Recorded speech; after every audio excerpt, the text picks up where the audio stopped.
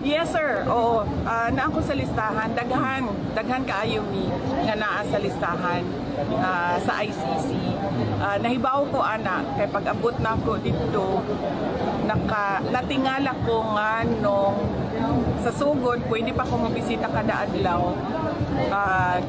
Giundang nila pagkahuman ilahan ang gina-record ang mga ginaistoryahan namo ni Pangulong Duterte. So nasabtan ako nga nagapaminaw sila sa amo ang ginaistoryahan kay ang ilahang huna-huna ang amo ang ginaistoryahan kung unsa ang kaso o unsay ginabuhat sa kaso na ginubuhat nato sa kaso dinhi sa Pilipinas o mga strategy sa kaso.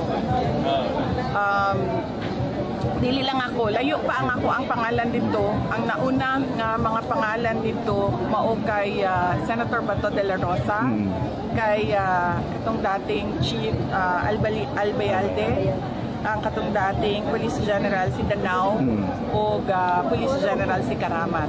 Napo dito ang pangalan ni Bongbong. Mauna usas ila bago ako. Thank you, Madam President.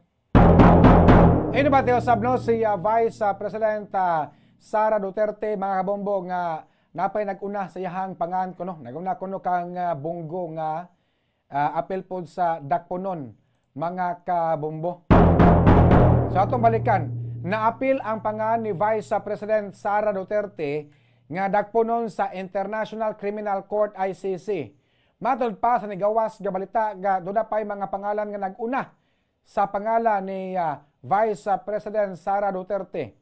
Matod pa nga nag-una ang pangalan nila ni Senador Bongo, Ronald Bato de la Rosa, kanhi Philippine National Police Chief Oscar Albayalde, retired Lieutenant General Vicente Danao, o si kanhi CIDG Chief Brigadier General Romeo Karamat. Onya, mangutanak ko mga kabombo. Kamo nga namin aron unsa may inyong nga bati labi na sa kato mga supporters ni Duterte. Unsa may inyong gibati nga naa sa listahan si Sara Duterte nga nagpunon sa ICC. Pero yun na pa, kung tinuod man gani nga naa sa listahan si Sara Duterte nga dakpunon sa ICC, nganong wala man siya dakpa si Sara Duterte didto sa dahig Netherlands ICC, nga didto naman unta si Sara sa ICC sa nakalabay nga buwan kanagbantay siya sa amahan nga si kanhi Presidente Rodrigo Duterte. Dugay biya si Sara didto sa ICC. Apan nganong wala man siya dakpa, apil man kaha siya sa listahan sa ICC nga dakponon, o tingali wala pay warrant batok ni Sara Duterte maong dili pod siya pwede dakpon dayon. Pero kung nasa listahan, unya dakponon siya, nganong wala man siya palutsi dayon og warrant sa taga-ICC, puslan man nga naa siya sa dahig Netherlands sa ICC si Sara, gipalutsan og tatog warrant dayon para di na maglisod ang mga taga-ICC og dakop ni Sara. Nganong gitagaan pa mag-chance nga si Sara magkaulit diri sa Pilipinas, lain na pud nga kahasol sama sa nahitabo ni kanhi Presidente Rodrigo Duterte, mga kabombo.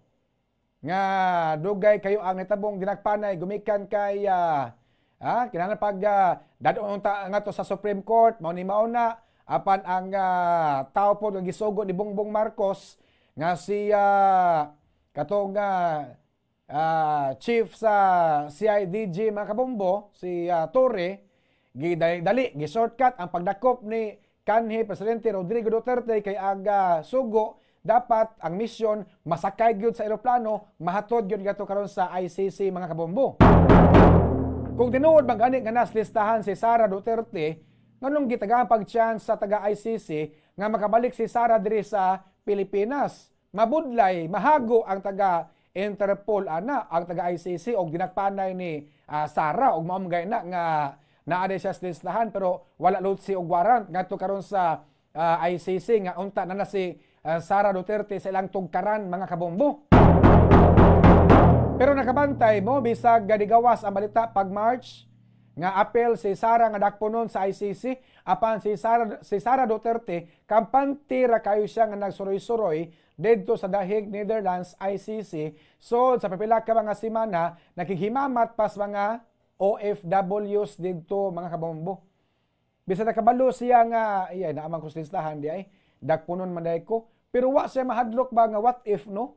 Mugawas ang warrant karong adlaw, unya dakpon ko. Samtang na ako din nagbarog, naghihimamat ko sa mga OFW, nga mga supporters ni Duterte, nga nag-atang gawas sa ICC mga kabombo.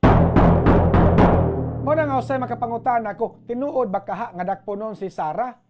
Or basit atik-atik lang ni mga kabombo nga dakponon kunuhay siya, aron mo samot o kasuko ang mga fanatics ni Duterte aron dili mamutar sa mga kandidato ni Bongbong Marcos mga kabombo. Kanina ba si Sara Duterte, ako na obserbaran nga murag master siya sa Art of War. Art of War ni Sun Tzu, mga kabombo. Muna ako na obserbaran. Kanang muingon si Sara Duterte nga wala siya lokal nga kandidato nga giendorso. Pero unsa pagkaunsa gahapon, nag-endosar og mga lokal nga mga kandidato. Before sa niadtog Danau, nagkuyog-kuyog siya sa pipila ka mga kandidato sa Cebu City. Iyang giendorso. Apan pag-abot niya sa Danau, gi-interview sa mga tigbalita, matod pa ni Sara Duterte, wala siya'y lokal nga kandidato nga giendorso. Pero sa nakalabay nga buwan, diri siyang Pasil, Dulho, Ermita, Mambaling, kuyog-kuyog sa mga lokal nga kandidato, mga kabombo. Dito bagay siya sa balay ni Mike Rama. Unya, maingon siya nga wa si lokal nga giendorso mga kabombo. Kagahapon, di balik siya diri Sugbo, giendorso na pud ang mga lokal nga kandidato. Lakton pa ka istorya, si Sara Duterte gi-apply niya ang Art of War. Unsa man ang Art of War sa libro ni Sun Tzu?